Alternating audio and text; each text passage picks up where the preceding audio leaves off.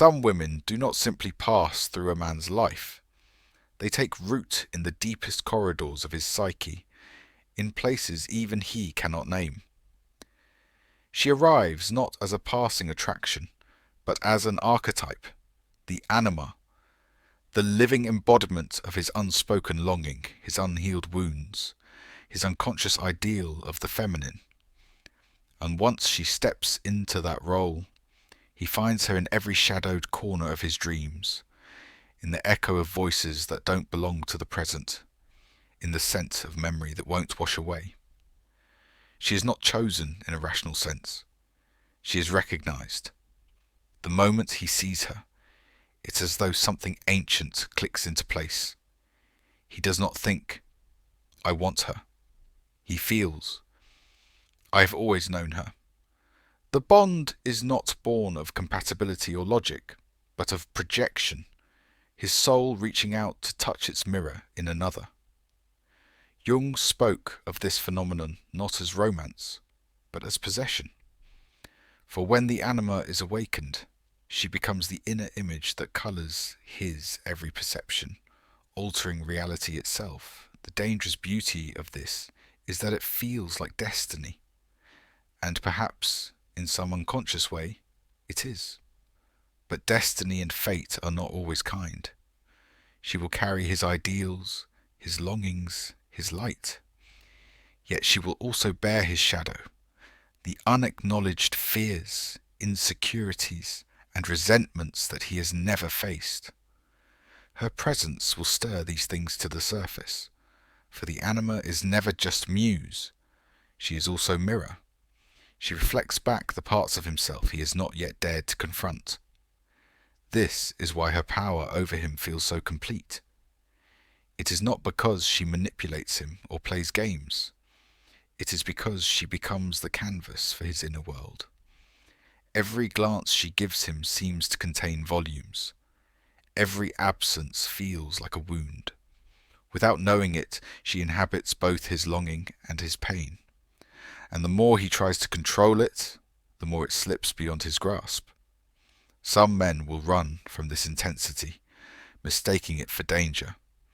Others will cling to it as though their very life depends on it, unable to distinguish between the woman herself and the inner image she has awakened. He will both revere her and resent her, because she forces him into a confrontation with himself. This is the paradox. He cannot have her fully, yet he cannot release her. And you, perhaps, have been this woman. You have felt the peculiar weight of a gaze that seems to see too much, the way his voice changes when speaking to you, the unspoken reverence and fear.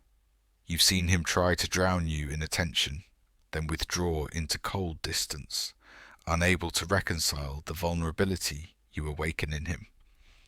You might even feel the tether yourself, not because you are under his spell, but because you sense that on some level you hold a key to a door he has never opened.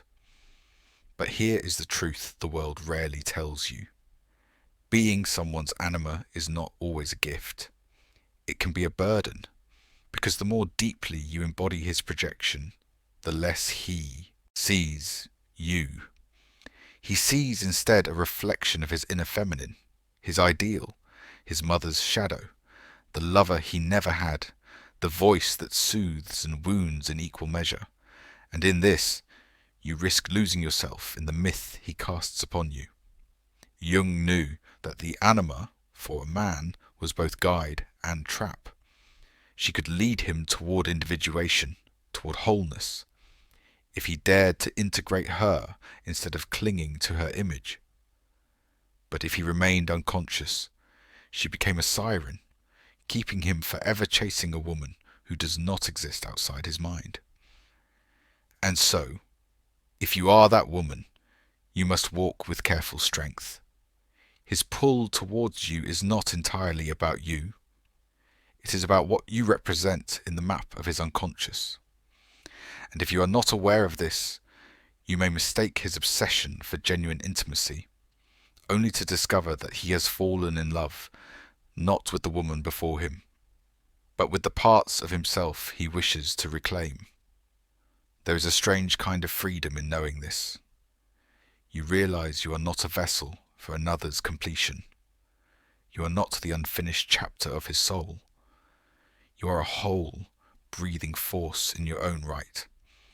And whether he integrates what you awaken or not is his journey, not your responsibility. The anima is a haunting, but it is also a call for him to face what he has denied within himself. Whether he answers that call or hides from it will determine if he sees you clearly or forever through the veil of his projection. And if he cannot remove the veil, you must know when to step out of the dream before it becomes your cage. He does not fall in love with her. He falls in love with the reflection she awakens inside him, a reflection he never knew existed until she appeared. And yet, the reflection is not hers to keep. It belongs to his own unconscious, that shadowed terrain he has avoided for years. This is the danger and the seduction of the anima. She is not a woman he can possess, because she is not entirely real to him. She is a door, a mirror, a threshold into himself. But men who have not wrestled with their own depths cannot walk through that threshold without trembling. They mistake the reflection for the person.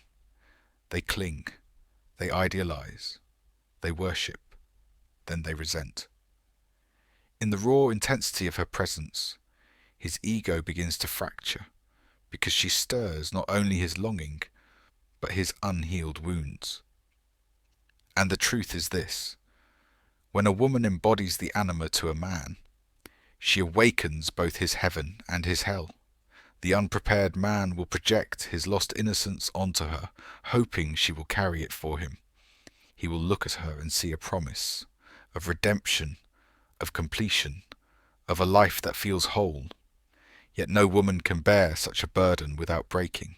That is why the anima, in its most potent form, is both a gift and a curse. She illuminates, but she also blinds. You may have seen it in the way a man stares at you, as though you hold the answer to questions he cannot even articulate.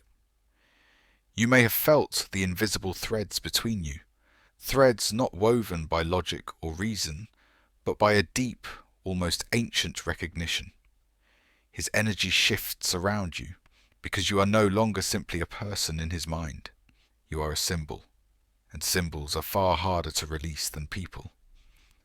Carl Jung understood this with piercing clarity. The anima is the embodiment of the feminine within the male psyche, the sole image that draws him toward wholeness. But here is the danger. If he does not realize she is an inner figure, he will spend his life searching for her outside himself, attaching her face to the women who pass through his life, always wondering why reality never measures up to the dream. The woman who becomes the anima he cannot escape will find herself living in the shadow of his unacknowledged longing. He will not see her as she truly is. He will see her as an answer to his unconscious call. And if she does not guard her own sense of self, she will be swallowed whole by the weight of his need. It is not his malice that traps her. It is his blindness. A blindness born of centuries of men being told that the feminine is something to be found outside themselves rather than integrated within. And so they wander, endlessly seeking the muse who will save them from the void they carry. But a woman who knows the terrain of her own soul will not become lost in his projection.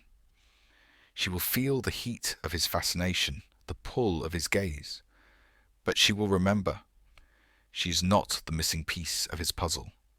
She is not the key to his salvation. She is a human being with her own depths, her own shadows, her own calling. The archetype is powerful because it does not belong to her alone. It belongs to the collective unconscious. She is not merely his anima. She is the anima, the universal figure of the feminine that moves through myths, dreams, and poetry. But living as an archetype is dangerous for the mortal woman, because the man's desire may not survive the moment she steps down from that pedestal. And so, the most powerful women are the ones who can hold his projection without becoming it. They let him see the dream, but they live in reality. They understand that the Animus spell is not theirs to keep. It is his journey to integrate. She may inspire him, challenge him, even wound him into awakening, but she will never carry the work for him. The man who dares to face his Anima directly, to walk into the realm she symbolizes, will emerge transformed. He will no longer see women as the sole keepers of the divine feminine, but as mirrors of something already living within him.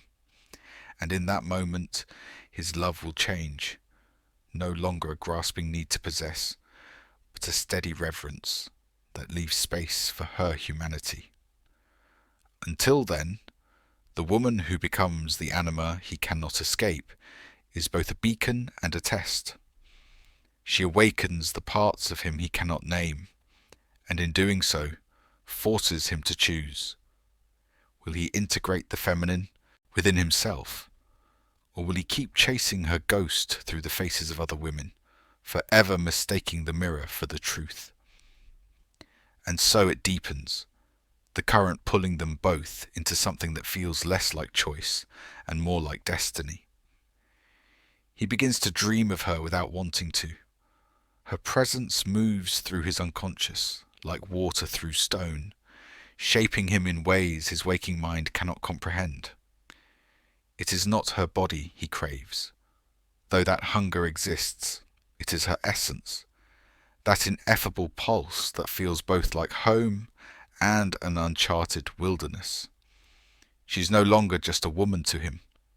She's become a mirror, and mirrors are dangerous to those who have spent their lives avoiding their own reflection. He begins to notice the fracture between the man he presents to the world and the one she seems to see when she looks at him. She doesn't worship his masks. She penetrates them. Where others are content with the polished surface, she touches the raw, trembling thing beneath. In her gaze, his rehearsed confidence becomes transparent. His status, his power, his cultivated image, they seem hollow under the weight of her silent knowing. This is the terror and the pull. She sees the man he is, not the one he pretends to be. And somewhere, against his will, he begins to long for that kind of nakedness. The Anima's influence is not always gentle. It provokes, agitates, demands a shedding of old skins. She becomes a catalyst for his inner revolt, drawing up the repressed, the unloved, the forgotten pieces of himself. Jung understood that the Anima does not arrive merely to soothe. She arrives to transform, and transformation rarely feels like comfort. Her role is the alchemist's fire, and fire does not ask permission before it consumes. You may have been this woman before without realizing it. You thought it was chemistry, a strange intensity, perhaps even love, but what he was truly experiencing was his own psyche rearranging itself around you. You weren't just special in his eyes. You were an archetype. And when a man meets his Anima in the flesh, the line between attraction and obsession begins to blur. He cannot neatly categorize you.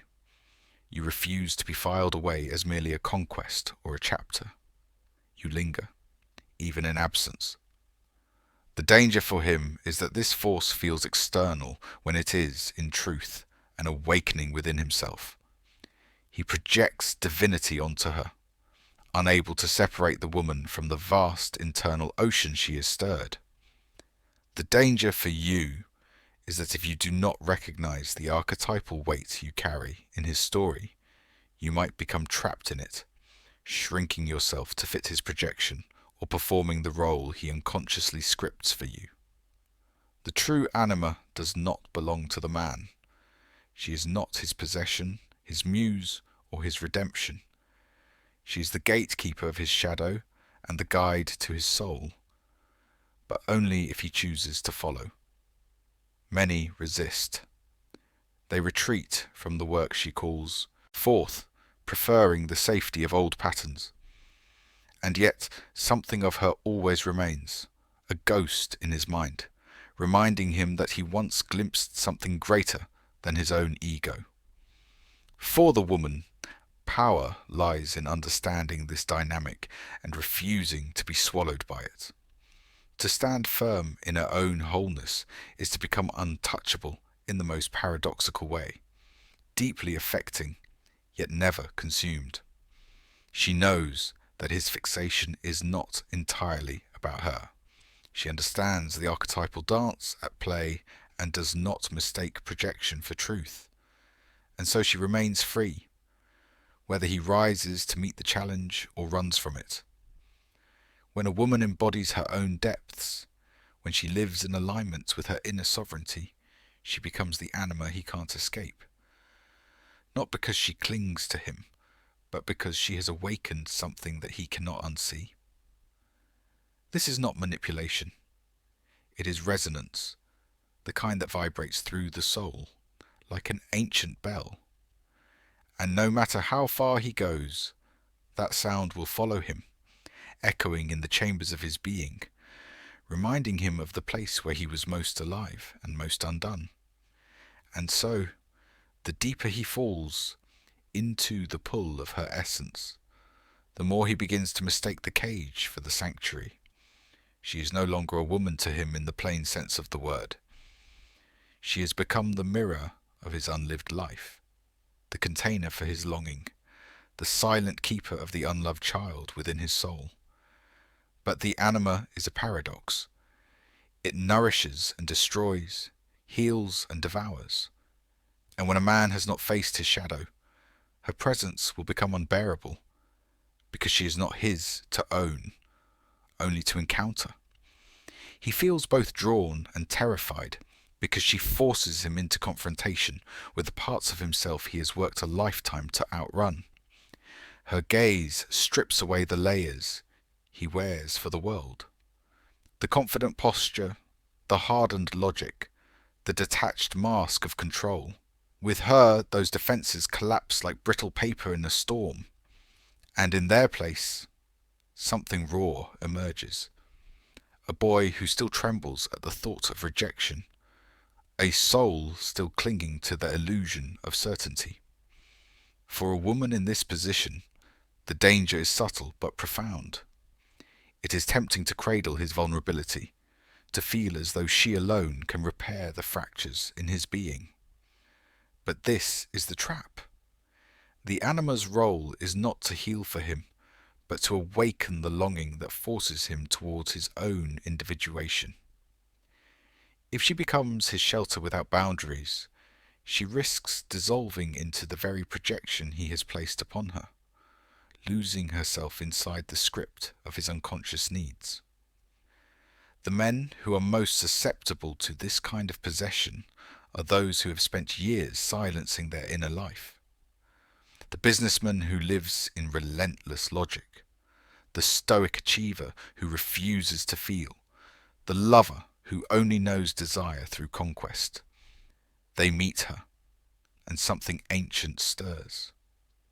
The anima calls them into depth, and in that call lies both salvation and chaos.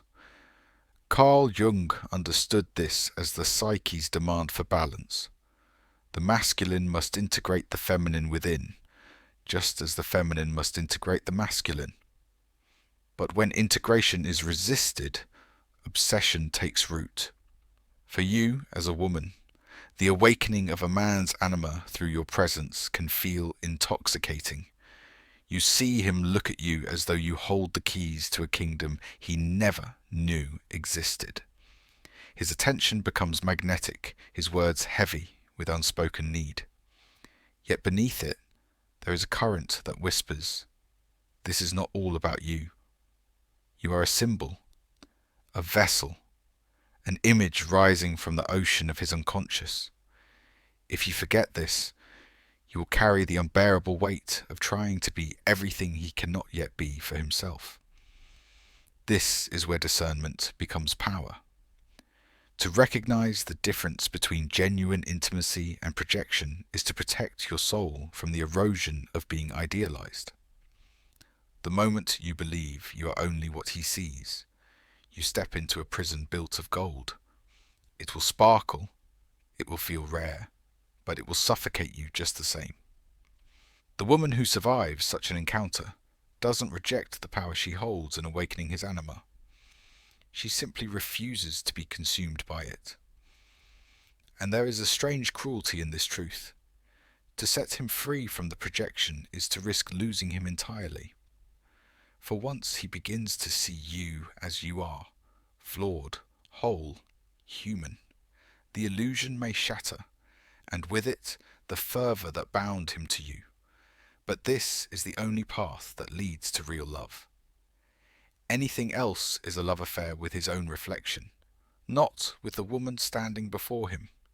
He may rage against it, may retreat into his old defences, may even seek another figure upon whom to cast the anima once more. But for the man who chooses courage, the dismantling of this illusion is the first step toward becoming whole. And for the woman, it is the moment she stands in her full sovereignty, no longer a canvas for his unconscious, but a living, breathing force in her own right. In this place, you begin to understand that your worth is not measured by the intensity of his gaze, nor by the poetry he spills when under your spell. Your worth is intrinsic, untouched by whether he integrates what you have awakened or runs from it. And the more you root yourself in that truth, the less power any projection has to hold you captive. You are not his escape. You are not his unfinished work. You are a universe unto yourself, and he will either meet you there or vanish into the mist of his own making. And yet, there is a danger hidden in the brilliance of this bond, for when a woman becomes the anima he cannot escape, she also becomes the mirror that threatens the fragile scaffolding of his identity. The parts of himself he has long buried, shame, vulnerability, longing, fear of inadequacy, all rise to the surface under the steady, unwavering gaze of her presence. And this is where the battle begins, not between them, but within him. He may love her, crave her, even idealize her, yet on another level, he will resist her with every defense the ego can muster. For her very existence whispers to him that he has not yet become whole, that without integrating what she represents, he will remain fractured. And the male ego, unless tempered by shadow work, would rather cling to the illusion of mastery than surrender to the transformation she embodies. This is why his attachment can swing wildly between obsession and withdrawal. He wants to merge with her, but merging means death to the man he thought he was. To the unconscious, this feels like annihilation, and so he oscillates between desire and sabotage. He will put her on a pedestal, then drag her down with suspicion or coldness. He will beg for her light, then run from it, fearing its intensity will burn away the masks he hides behind. A woman in this position must understand something crucial. She is not the saviour of his soul, nor is she the villain of his fear. She is the archetypal trigger, the embodiment of what he has disowned in himself. And to take on the role of fixing him is to step into a labyrinth with no end, where her own sense of self erodes in the effort to rescue what can only be self-rescued. This is why feminine empowerment in the Jungian sense is not about becoming indispensable to a man. It is about becoming deeply anchored in her own essence, so that she can be the mirror without being shattered by his reaction to it. To be the anima in his life is to awaken him, but awakening is a violent act to the sleeping mind. It resists, it rebels, it bites the hand that shakes it awake. She must recognize when his longing is not for her, but for the part of himself she represents. And here lies the most difficult truth. He cannot fully love her until he has faced that part directly. Until then, she risks being consumed by his projections, adored one day, demonized the next, as he struggles to reconcile the split within his own psyche. You may have felt this, haven't you? That strange duality where a man sees you with an intensity that makes you feel like the center of his world, only to pull away as if you've become a threat. It is not madness, it is the dance of projection. To the unconscious, you are not just a woman, you are the woman, the blueprint of all his yearning and fear, the doorway to his individuation, and therefore the most dangerous figure he can encounter. And if you're not grounded in your worth, this dance will exhaust you. You will start molding yourself to fit his fantasy, dimming parts of your truth, so as not to trigger his fear. You will become the caretaker of his emotional storms, thinking it is love, when in truth it is self-abandonment. This is the slow death of the empowered feminine, when she forgets that her value lies not in being needed, but in being sovereign. A woman who understands this refuses to be a man's unconscious cure. She can love deeply, but she will not become the vessel for his unhealed wounds. She can reflect his beauty back to him, but she will not sacrifice her own reflection to preserve his comfort. She stands as both invitation and boundary. Come closer, but only if you can stand in the fire without trying to extinguish it. Because here is the paradox. The anima is not meant to be possessed. She is meant to be recognized. If he tries to own her, he will kill the very thing that drew him to her, her living, breathing autonomy. The only way he can truly keep her is to stop trying to keep her at all, and instead embark on the terrifying work of becoming whole himself. Until that day, she remains both his deepest longing and his greatest fear. A haunting in daylight, a dream he wakes from, only to realize he is still inside. And the more he resists, the more inescapable she becomes. Not because she is chasing him, but because she lives inside the part of him he cannot outrun. The question is never whether she can save him. The question is whether she will choose herself over the intoxicating pull of being his unreachable salvation. And so she learns the quiet art of withdrawal, not as a punishment, not as a weapon, but as a sacred act of self-preservation. It is the moment she steps back from the mirror he once used to gaze at himself through her eyes. She lets the fog of his projections dissipate, leaving him face to face with the raw truth of his own unclaimed shadows. This is the point where he must either rise or retreat, either confront the unlit corners of his psyche, or turn away into the comfort of his illusions. For the man who once held her as the embodiment of his anima, this detachment is a disorienting exile. It is not her absence that torments him most. It is the loss of the self he thought he found in her presence. Her withdrawal becomes a psychic severance, forcing him to seek within what he once pursued without. Some never make the journey.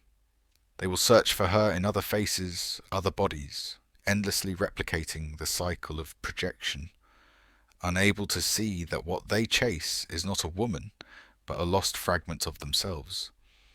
But she, having tasted the role of the anima and the weight it brings, will never again accept being reduced to a vessel for another's awakening.